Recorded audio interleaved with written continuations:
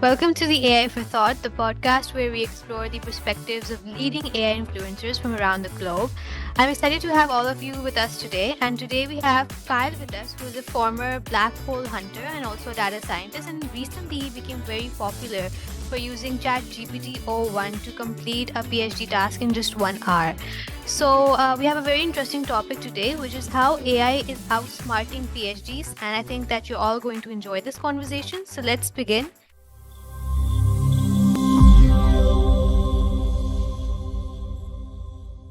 My first question is that can you give us some context about what was your research project about and what were the initial challenges that you faced due to which you switched to using ChatGPT? Yeah, so my PhD dissertation topic was on measuring or weighing, I'll use that in quotes, supermassive black holes at the centers of galaxies. So I did this between the years of 2017 and 2023. I guess technically closer to 2018 and 2023, but nevertheless, I did the whole PhD dissertation already and I finished it, and I was trying out ChatGPT o1 when it first came out in mid-September on some work I did in the early part of my PhD work, probably around 2018 to 2019. And so I'd already done everything, but I wanted to see if it could, in principle, recreate work that I did if I had just given it the method section of one of the papers I wrote. So the task I gave it was here is the method section from a research paper. It's about a software in Python. Can you please recreate it? And it took a few prompts, 6 or 7 prompts, or roughly like an hour of work, but it more or less spit out something that had I received in 2018, I would have been very, very happy to get. Okay. So what type of prompts did you exactly use? Can you tell us or maybe show us what type of prompts did you use? Um, let's see, I don't have them on hand at the moment, but the kinds of prompts that I would be using would be I literally just would copy and paste like the part of the paper in the method section. I would preface it by saying that this is your task. Um, it's to just recreate this code that's in my paper, and I just gave it I just said that, and then I gave it the method section from this LaTeX document I had just ready on the side, just from the draft of the paper. And then I prompted it, and then I would see what it would come out, and I would take its output, and then I would try and run it in a Jupyter notebook I had on the side, and I would see if it actually could first run. I told it to run it on like some synthetic data I asked it to generate.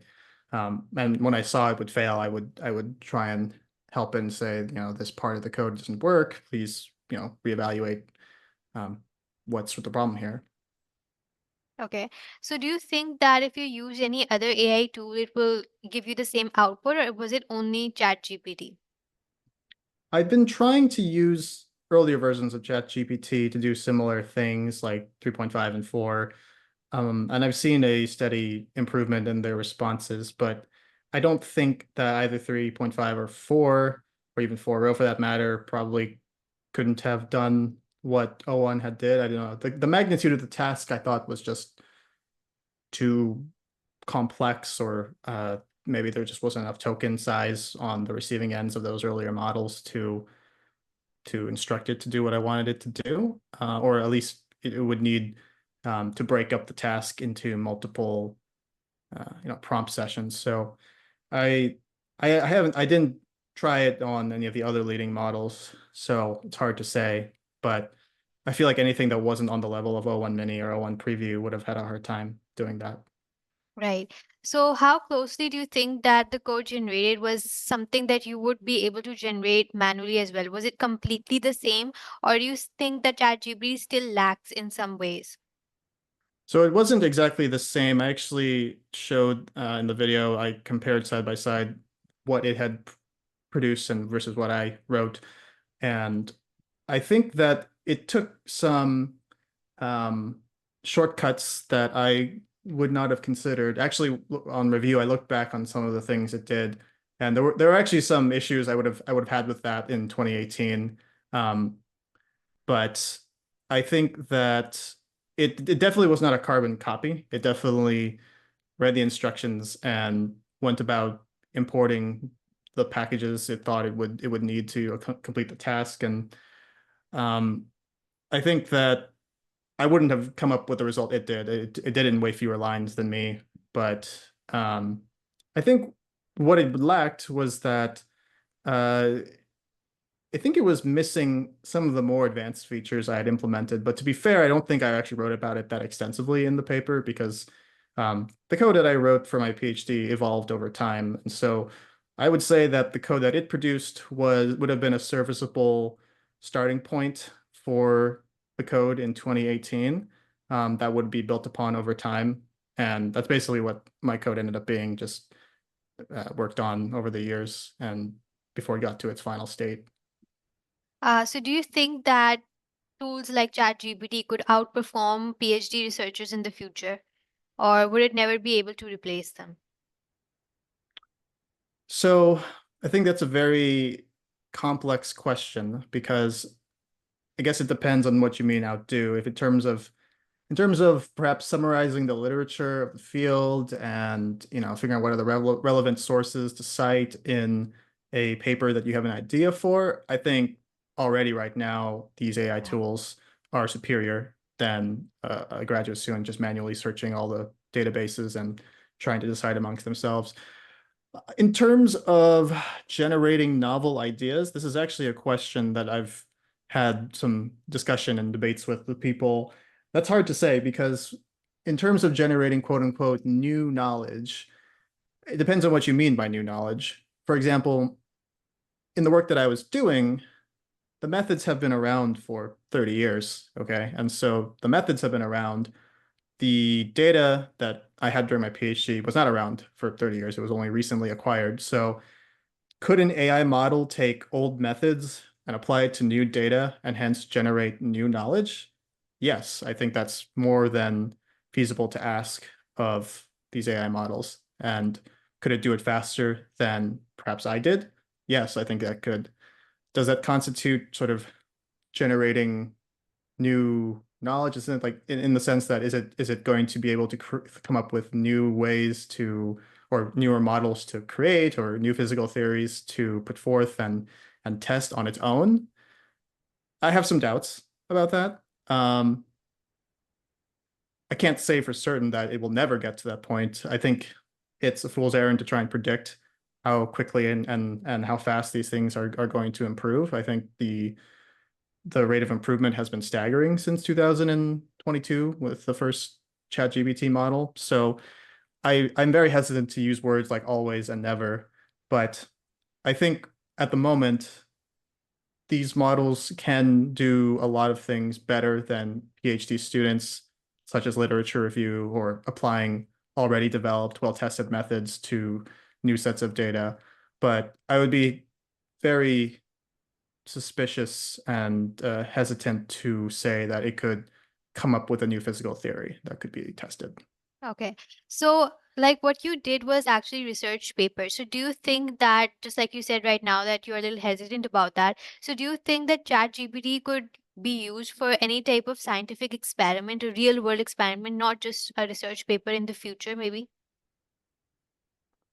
I think that AI models are already, I mean, if we're talking about LLMs, I'm not so sure, but if we're talking about just AI models in general, like AlphaFold, for example, I mean, those Mhm. are like that's an AI model that's being used to predict protein structure, right? And that's ended up winning the Nobel Prize in chemistry about a Yeah. week ago. And so already, I think AI models are being used in, experiments that, are trying out new ideas. Now, I guess how much credit do we give the AI, right? Do we give it most of the credit because it came up with the structure that was to be tested, or do we give more credit to the humans and the engineers who have to build the apparatuses and conduct the experiments with their hands and and stuff like that. Could you have AI models, man the computers and adjust some of the settings? Sure, I don't see why not.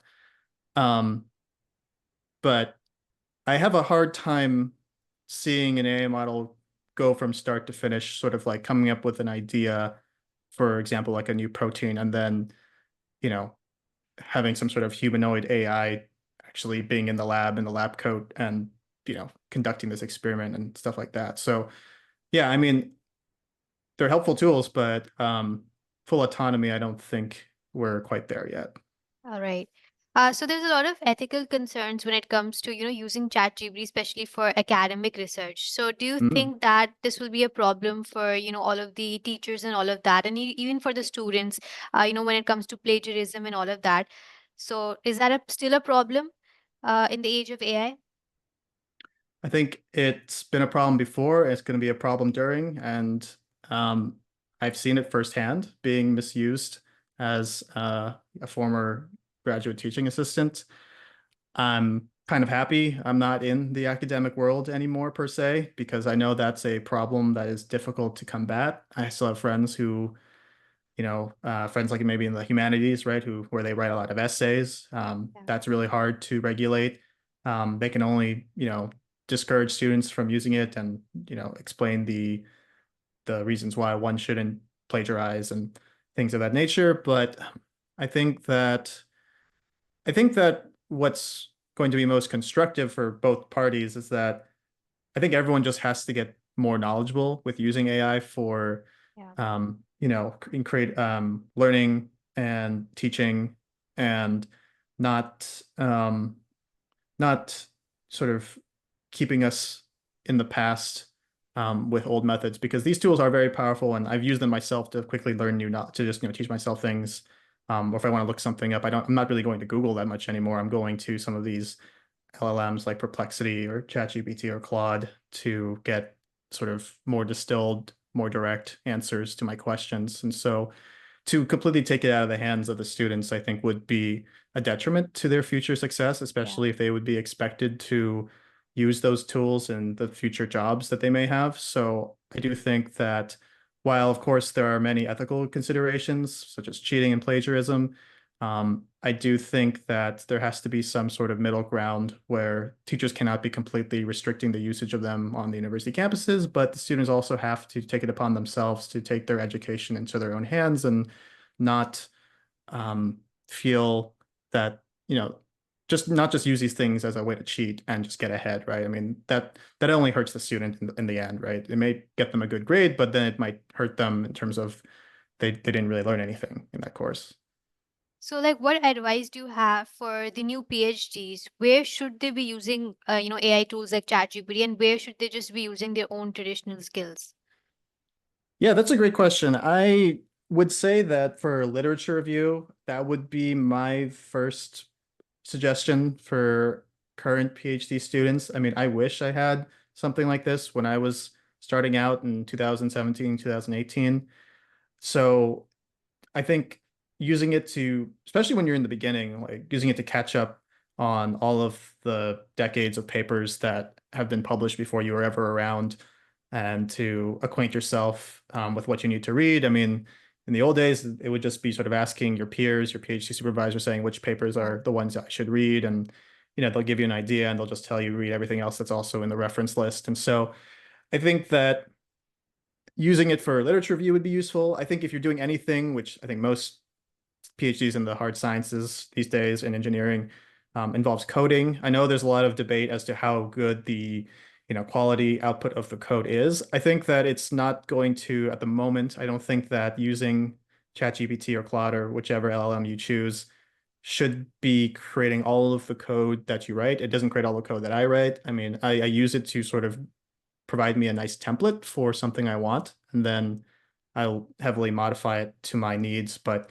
sometimes that's just better for me personally to do that, save me the time of how to get that structure in place and then sort of fine tune the result to my needs. So I think that's an area, those two places I think are the key areas where students should probably start integrating um, ChatGPT or whichever LLM into their workflow. I wouldn't recommend it yet for writing papers because, of course, there goes into that gets into that whole ethical consideration. So I would say learning how to write on your own, I think, is a very important skill. And personally, when I write these days, especially like my emails or anything I want to send out to people on social media, I try not to use AI when I write anymore because I really want it to sound authentic. And even though that the AIs can write nice sounding sentences and stuff, I do still want to exercise my own sort of creative expression.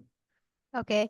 So do you think that using AI, someone who's in a different domain can actually do a research in another domain? For example, if someone is in the field of marketing and they Hmm. might be able to do research in a field of medical just because they have AI, is that possible, or is it just something that's not possible at all? I wouldn't rule it out. I mean, I'm kind of a unique case because I've had multiple different research experiences in my own life. So I did my PhD studying black holes. Now I work in the earth sciences studying the planet and using supercomputers to process data that's from Earth satellites. Yeah. And I had no experience doing that in graduate school. And so I think having tools like Claude or ChatGPT or whatever helps expedite that process. I mean, I've used it to sort of, again, like use it for literature review, sort of use it, especially one good place, I think I didn't even mention this, is like, especially when you're entering a new field, all the jargon and the acronyms is something Yeah. that's kind of our big roadblock. And so that's been very helpful if, I'm reading some earth science paper and there's just so many terms that I never saw before I got this job that, I can have ChatGPT just say, okay, please give me a very plain English summary as to what these terms mean and stuff like that. So I think that it definitely can help with the transition. I don't think it can be the entire source of one's knowledge when pivoting to a new domain. So um, use it to transition, but also um, don't fool yourself into thinking that automatically makes you a Yeah. domain expert in this new area. So looking forward, other than research or academic work, because you're also working. So where do you think that you're going to be using? I won't just say ChatGPT, but other AI tools as well. Where do you think you're going to use them in the future? Oh, I think one area I've had ideas for using them is creating writing books actually, which I know again we get kind of gets into that weird territory, but not just like print physical books, but I'm thinking about like freely available online books on like a website. There's actually a really good example of this that I saw in grad school of a professor who, made this whole book, but it's free online to read and has all these nice animations he made. And so that kind of gave me the idea of, man, this would be great to, I have had the idea of writing a book before and just always asked, it's going to take too much time. But now with sort of ChatGPT or other LLM models, right? I just think that it's going to help expedite the process. I've already used it to brainstorm, okay, how would I structure my book or like what would be maybe good examples to show in this book and what topics would be relevant. And so I think, book writing is something I really want to try and explore with it when I have time. And that's really the only place I've thought about it um, at the moment. Maybe developing some cool software for science, like I don't know, animations or graphics or Yeah. something that would help people learn concepts better. So definitely like in education, and, book writing, that kind of thing, I think is where I would like to apply it. Okay. So, in the age of AI, a lot of people are now becoming over reliant on, using AI tools. They're Hmm. completely, on ChatGPT and all that. A lot of people cannot even think, without using those AI tools. So, what tips do you have for people to not become over reliant on, AI tools while also using them for their benefit? Yeah, that's a very good question, and it's a hard thing to assess for any for sort of a general populace because I think everyone kind of learns differently or has different Yeah. levels of comfort with what they can or can't do on their own. For me personally, I typically go for when it comes to things that I'm pretty sure I could do on my own, but I just know it would take me a long time to do. I'll let ChatGPT sort of again give me like high quality templates or good directions to do. And there's an old saying I don't know where it comes from, but there's this old saying, at least in the United States, called trust but verify. And I think that is the name of the game right now for LMs. Like, I don't even know if we want to use trust as the first verb, but definitely verify. So I think in a way, one has to be very cautious when accepting the results of ChatGPT or whatever LLM, and they need to do their due diligence in investigating whether or not whatever this LLM is telling them is actually factually correct, or the program it wrote is will actually run, right? Yeah. You'll find out pretty soon if it doesn't run, right? I think I think a lot of the new way of learning will be actually looking at the output of what an LLM gives you, seeing whether or not it fails, and if it does fail, having to sort of use your own, thinking skills to debug the problem. Okay. So do you have any tips for people who want to actually learn using AI? Because, a lot of people actually think that using ChatGPT is also, very easy. You give it any prompt, but it's not like that. Prompt engineering itself is a skill. So do you have any tips for people who actually want to learn how to use AI?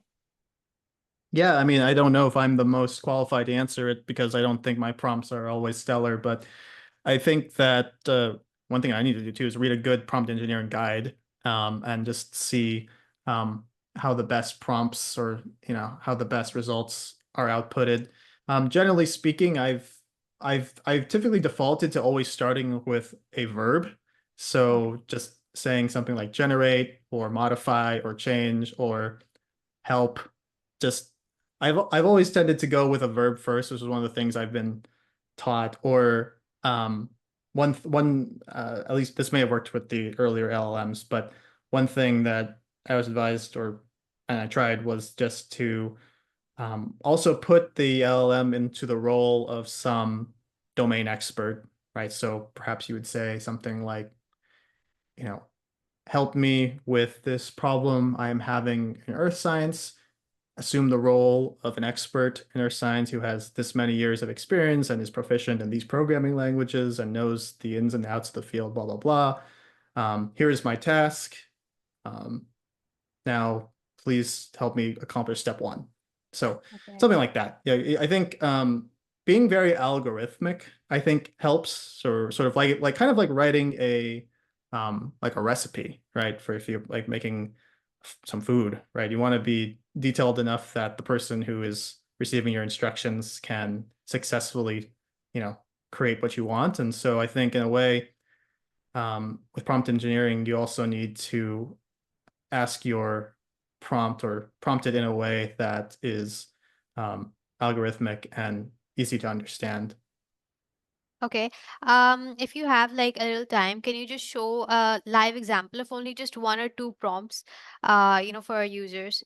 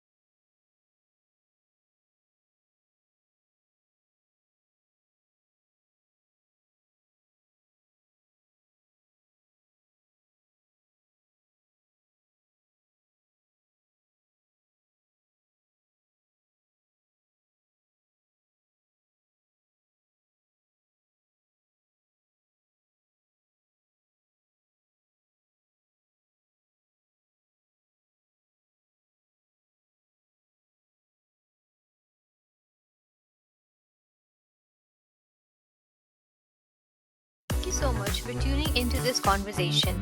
This episode is part of a special short series I'm recording. I'd love to hear your thoughts. If you're enjoying these episodes and want to see more, let me know.